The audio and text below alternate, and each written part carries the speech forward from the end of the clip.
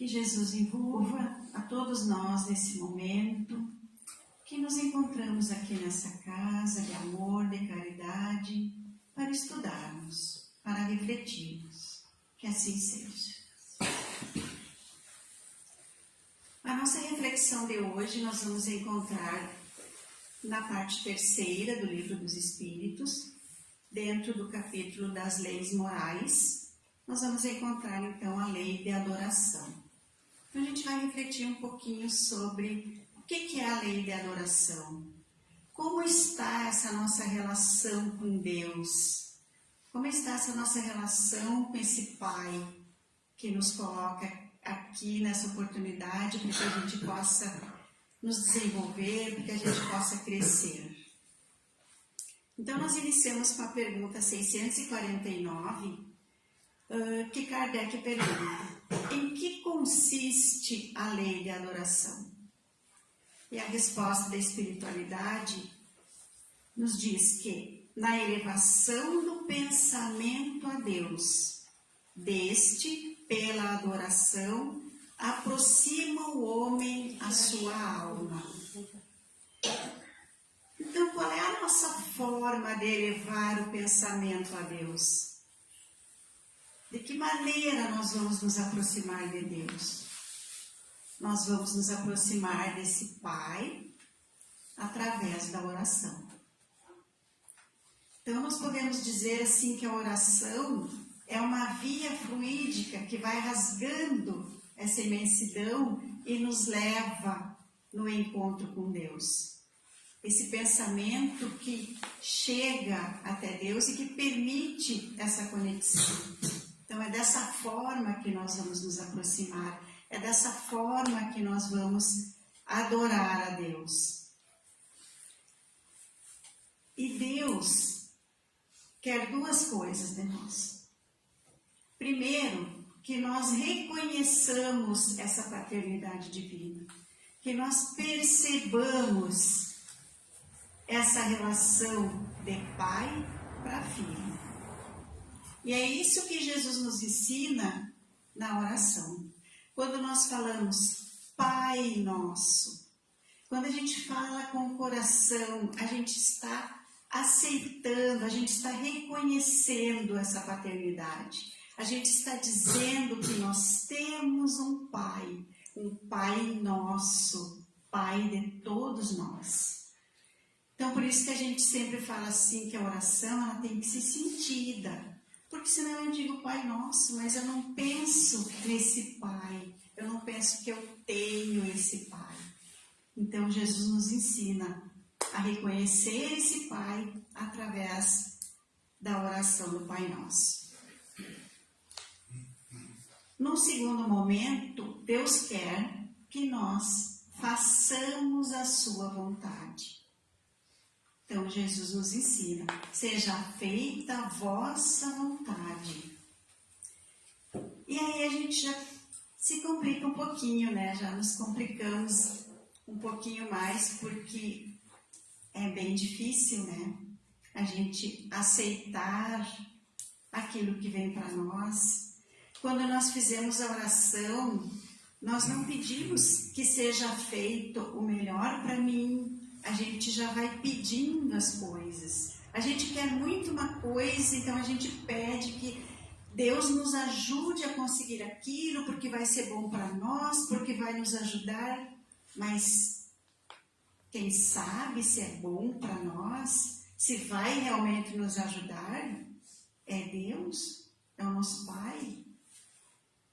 Né? Nós temos lá aquele familiar que está já idoso, com dificuldade, fazendo o seu resgate, e a gente vai lá e diz, Pai, se ele está sofrendo tanto, leva ele, eu prefiro que ele vá. Como se a gente tivesse que dar permissão. A gente está sempre querendo ensinar Deus.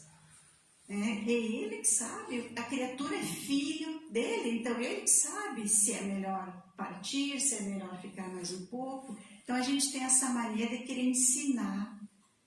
Né? Então, deixar com que seja feita a vontade do nosso Pai, nós temos grande dificuldade. Então, quando a gente faz a oração, A gente tem que dizer essas palavras, mas a gente tem que pensar, será que estamos deixando mesmo, estamos permitindo que seja feita a sua vontade?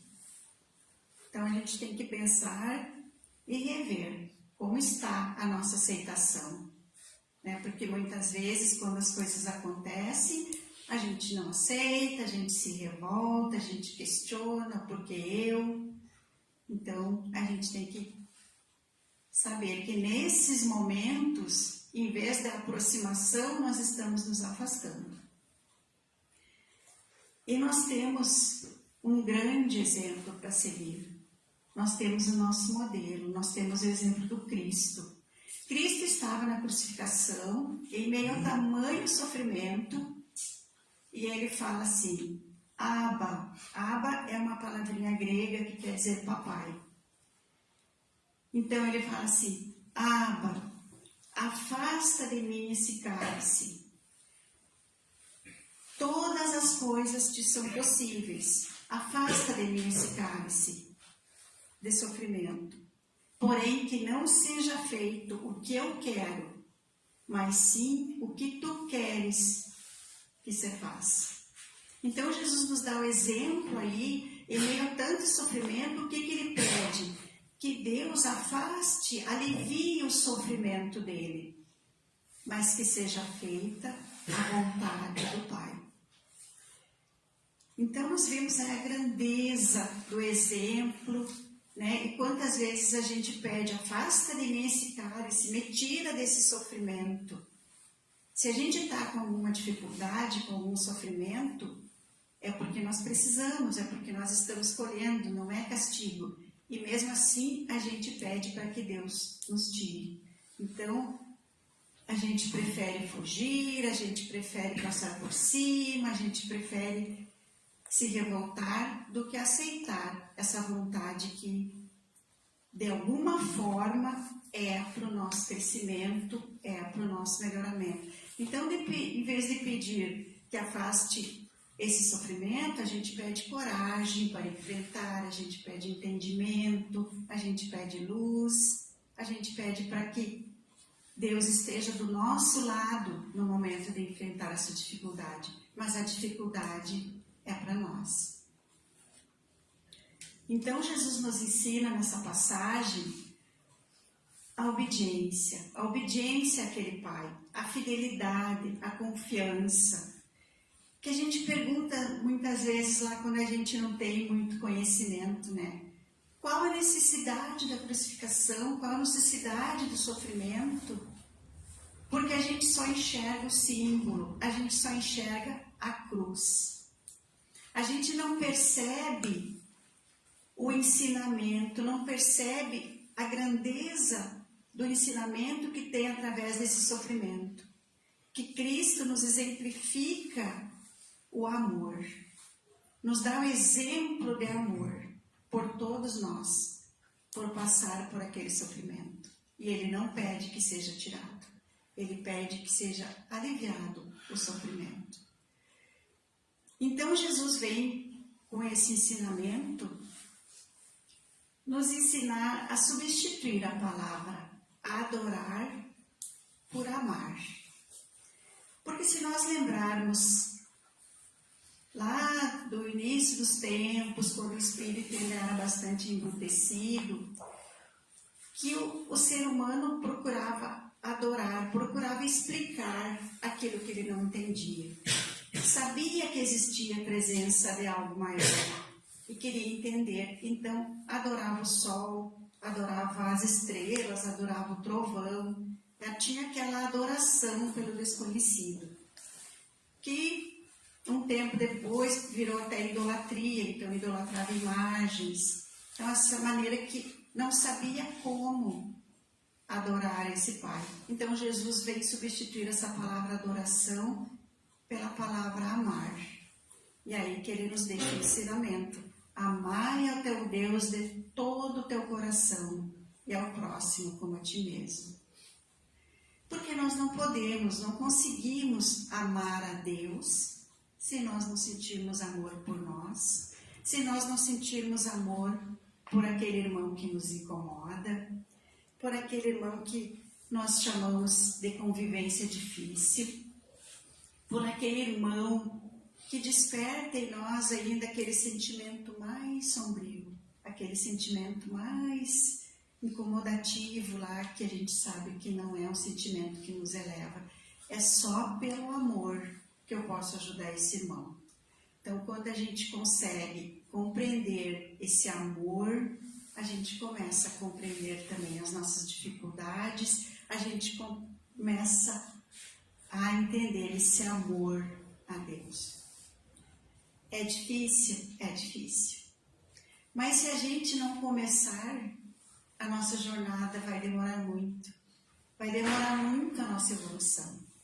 Então a gente começa a compreender aos pouquinhos. Errando hoje, acertando amanhã, errando de novo, mas sempre recomeçando.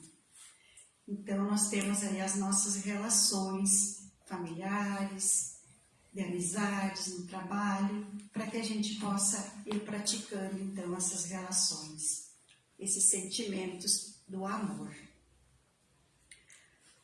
Na pergunta 650, o Kardec pergunta: origina-se de um sentimento inato a adoração ou é fruto de um ensino? Então ele pergunta se esse sentimento de amar a Deus é algo que está em nós ou se é algo que a gente aprende. E a espiritualidade responde: sentimento inato, como o da existência de Deus.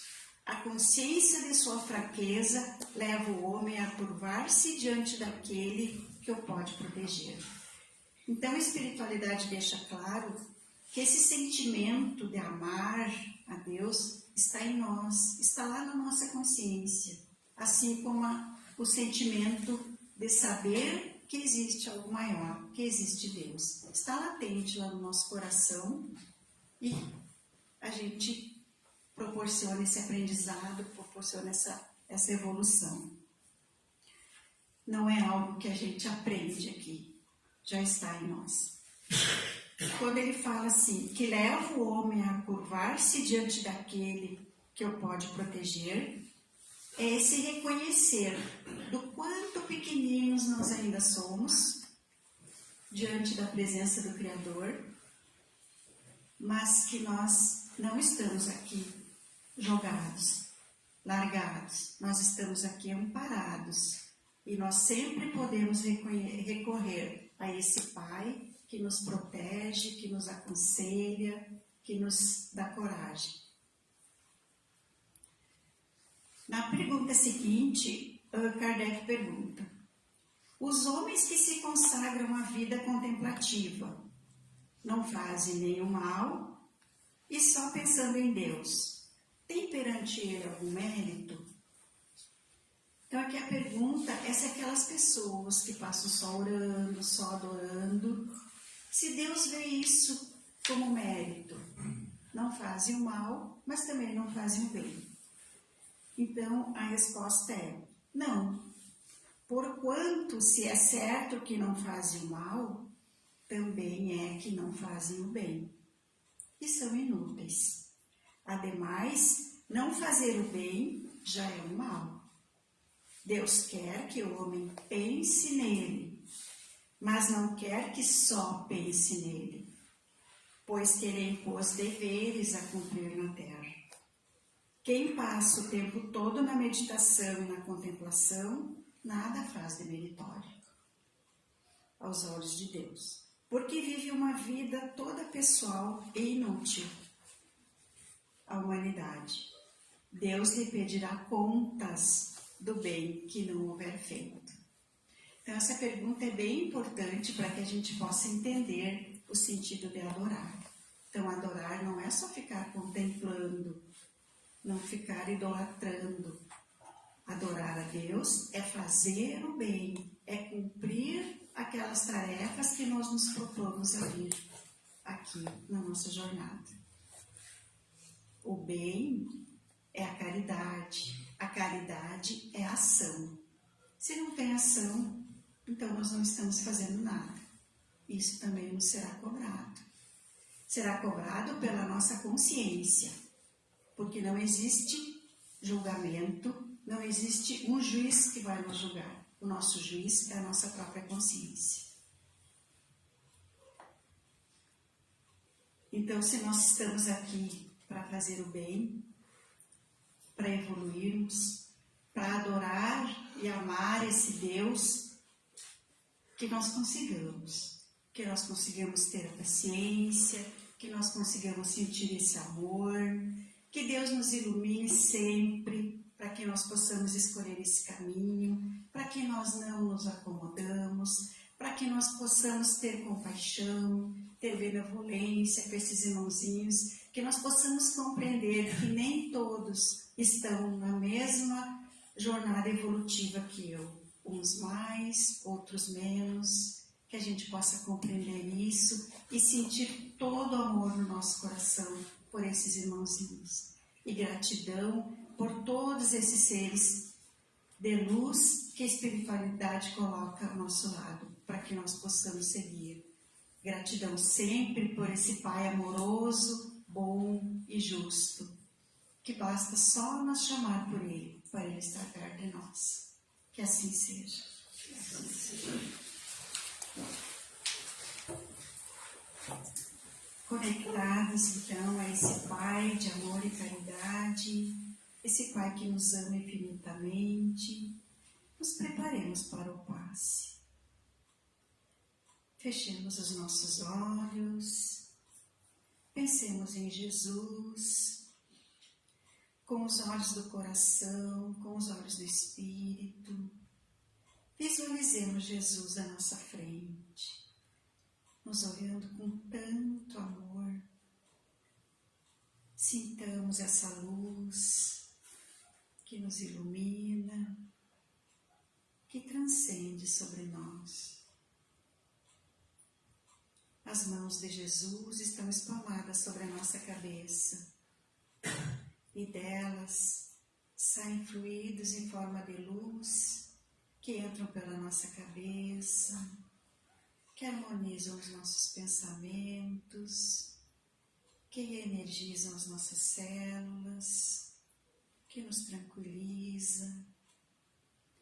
Essa luz que entra pelo nosso corpo, chega até o nosso coração, nos enche de amor, de coragem, nos sentimos em paz, nos sentimos felizes por sentirmos a presença desse Pai amoroso. Essa luz que organiza todos os nossos órgãos, fazendo-os trabalhar em harmonia, reenergizando todas as nossas células, refazendo, renovando. Olhemos para Jesus, esse rosto sereno e amoroso a nos abençoar. Agradecemos. Obrigada, Mestre amado. Obrigada, Pai, por nos permitir esse momento de tantas bênçãos.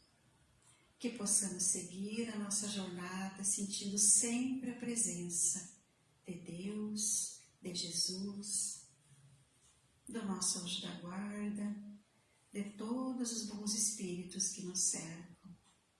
Que tenhamos sempre coragem e muito amor. Que assim seja.